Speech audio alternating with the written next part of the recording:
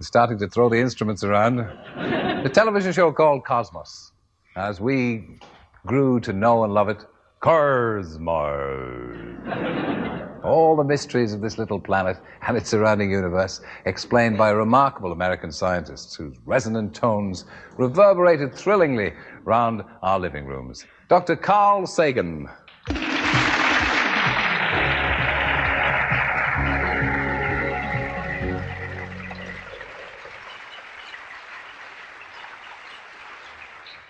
Well, I think obviously Star Wars is the thing that's most in the news and the thing that most excites the imagination and indeed the anxieties.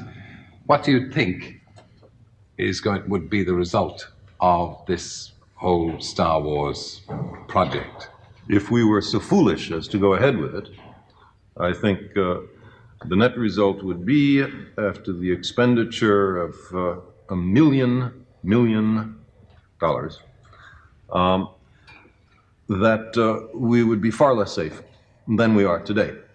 The president's own technical advisors make it clear that this proposed shield, after 30 years of development, would be exceptionally leaky, would let through enough Soviet warheads if the Soviets chose to attack the United States, to utterly destroy the United States, and perhaps to bring about nuclear winter as well. The Soviets can outfox the system, underfly it, overwhelm it. It is ruinously expensive. It abrogates a large number of treaties that the United States has solemnly signed. And in addition, it is likely to bring about nuclear war itself if the Soviets were to believe, as they say, that it is a part of an American plan for a first strike. Apart from that, it's a terrific idea. I'm saying, probably one of the most cheerful prognoses I've heard in a long time. Well, we have the option not to do it, I suppose, in which case things could be still more From cheerful. your knowledge, do you think it's likely that President Reagan will do it? No, I don't think so, but presidents come and go, and we're talking about decades, so I think Obviously, you feel that the money spent on that could be more usefully spent on many other things, but among other things, on further exploration of outer space. Certainly, but $1 million is considerably more than the total debt owed by all third world nations to the West. It is something like half the national debt of the United States.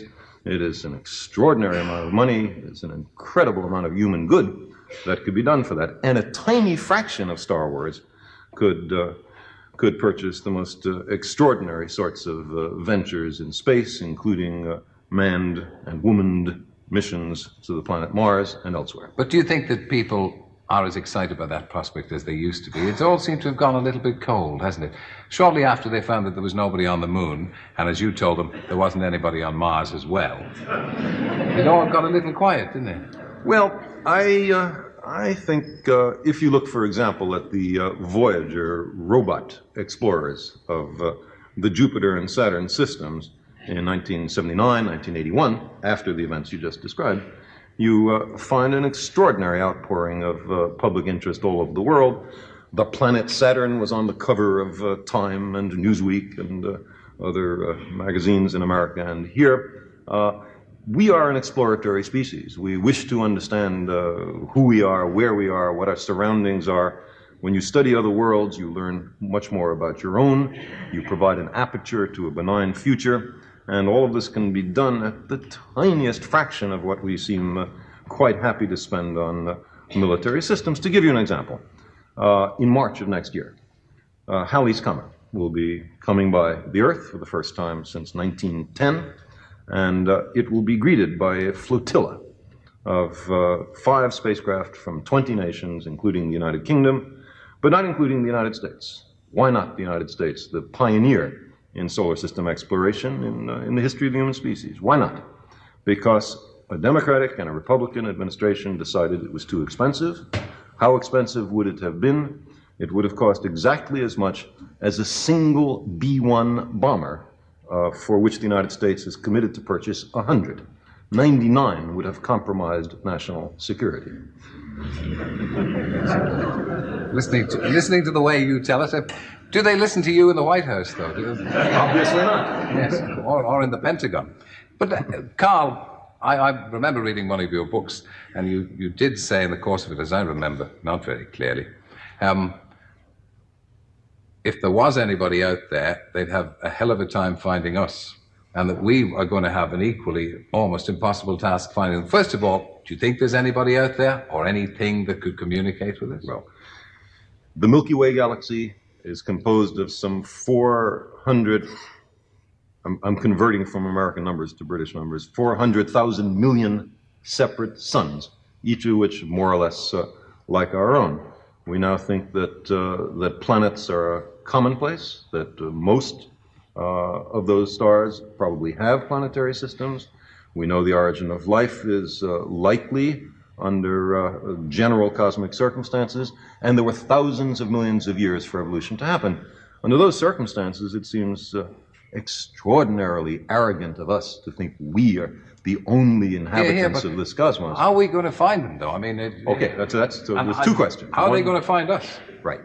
The first thing to bear in mind is that sort of tooling around the galaxy in spacecraft is a very inefficient way to do it. And what's more, as you said, no way for them to know anything interesting is happening here. But there's another way, and that is to use a technology which you know well, and that is radio. Radio signals travel at the speed of light. We could broadcast the Encyclopedia Britannica to the nearest star in a week with existing technology. We could communicate, if you wanted to do that. You could communicate to any star in the galaxy with the technology not much beyond our own. And therefore, the way to do this is for them, the smart guys, to send radio messages, and for us, the dumb guys, to listen. Yeah. And that's what we're doing. And it's so inexpensive. But there's no sound coming through. No, not sound, radio. Radio, yeah. But they're not coming through. We haven't heard any bleeps. Well, but we've just begun to listen. What happened to that? Was it Voyager you designed this this little placard, little sign, in case anybody came across it, of a man, a woman, and our position. That's right. Within the solar system? Right. Nobody's... Well, it hasn't gone anywhere yet. You must be patient. It seems to be a long time. In human terms, of course it is. But there are 4 spacecraft, Pioneers 10 and 11, Voyagers 1 and 2, which are on trajectories that will ultimately take them out of our solar system. And then in interstellar space, they will last for thousands of millions of years. For that reason, it makes sense to put some greeting card on there in case anyone picks it up. But at the present time, those spacecraft are well within our own solar system. They are the fastest objects ever launched by the human species. They are traveling so fast that it will take them tens of thousands of years to go the distance to the nearest star. And they are not headed towards the nearest star. So, in fact, Dr. Carl Sagan, you're not expecting a postcard immediately? No, we haven't. It's been a great pleasure to talk to you. Thank you. Dr. Carl Sagan.